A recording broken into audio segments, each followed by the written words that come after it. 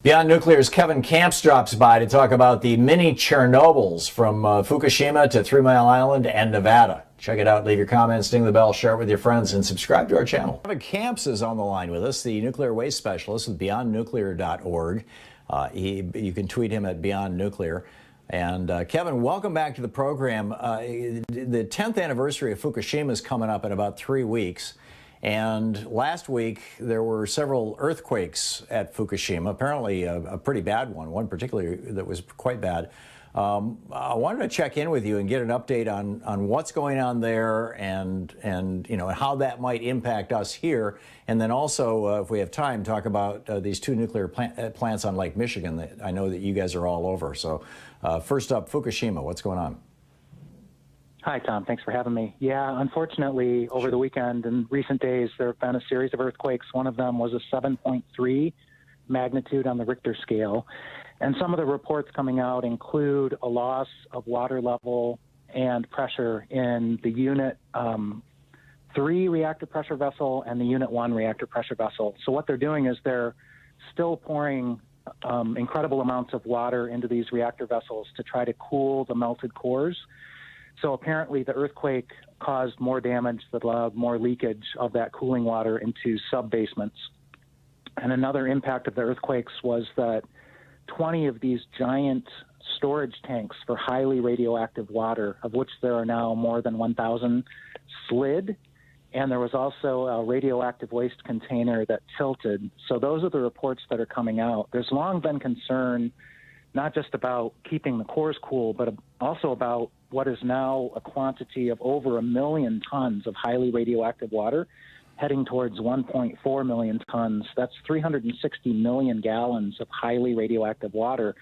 And the fear was that these giant tanks, which are 2 to 3 stories tall, are so shoddy that another earthquake at or near the site could cause them to release their contents. And there hasn't been a report yet that contents were released in this latest series of earthquakes, but there was a report of the tanks sliding, which is incredible because they're huge and they contain vast amounts of this highly radioactive water, so they're very heavy. So it's incredible that they slid.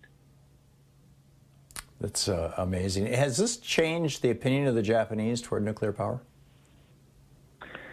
It's funny you mentioned that. There's a major petition campaign by Japan's Friend of the Earth chapter, as well as the No Nukes Asia Forum, as well as Citizens Nuclear Information Center in Tokyo, calling on people to disavow nuclear power, to call for the shutdown of existing reactors, to call for no more new reactors.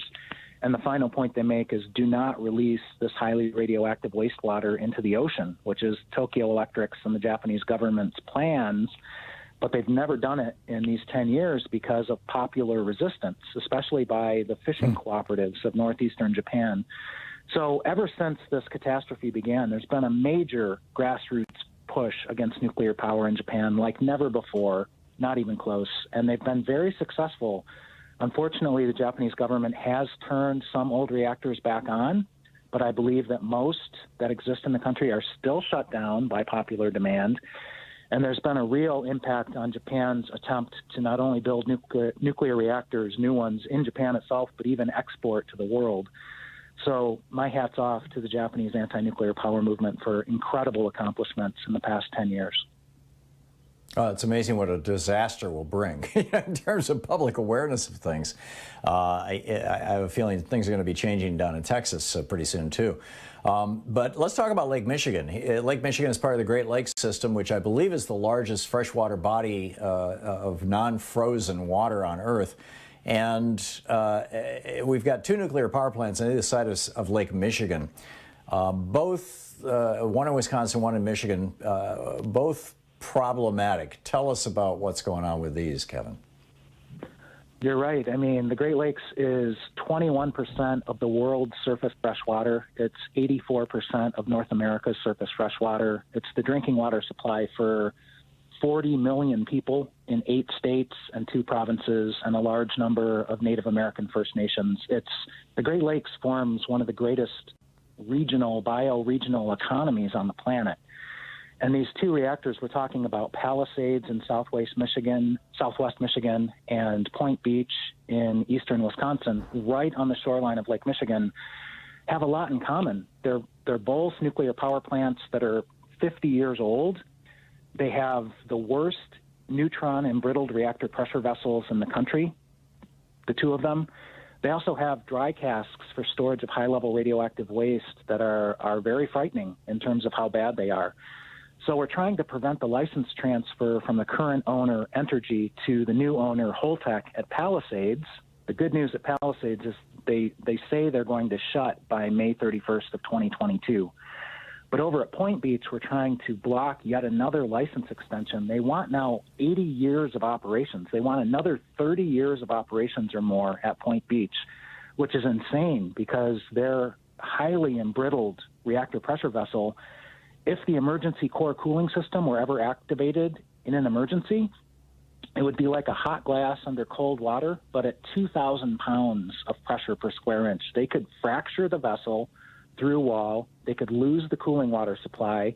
They would melt the core, and the last line of defense would be the containment, which, as shown at Fukushima Daiichi, containments were damaged or even destroyed, and catastrophic amounts of hazardous radioactivity were released.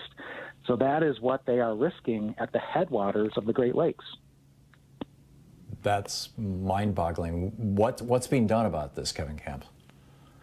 We're intervening at Palisades this Wednesday, and we do plan to intervene at Point Beach next month. We just had a huge turnout of people for a Point Beach public comment opportunity last week. And 15 of 16 people who spoke on the microphone during the public comment session were against the license extension. The only one who spoke in favor was a vice president of the company. He's all for it. But there were over 100 people on the phone, and unfortunately they cut off the session at 2 hours, so no more people were able to give public comments. But there's tremendous concern on both sides of Lake Michigan. People are rising up to try to protect this irreplaceable drinking water supply, not just for this generation's 40 million people, but for countless people in the future. Yeah. Radiation is radiation for millions of years. In the minute or so we have left, what signs or signals are you getting out of the Biden administration with regard to the future of nuclear power in the United States? Well, there's good signs, for example, on the Yucca Mountain dump in Nevada. Several of his cabinet nominees during confirmation hearings in the Senate, when questioned by Nevada senators about the Yucca dump, said it's not happening, essentially. On other aspects, though, it's less clear and doesn't look good. I mean, there is going to be a pro-nuclear element to the Biden administration. I mean, the Department of Energy, for one, its charge, its mandate is to promote nuclear power. And they do it with gusto, unfortunately. And on the Nuclear Regulatory Commission side of the coin, the new chairman tapped by Biden is out of DOE, so he's a nuclear promoter to begin with.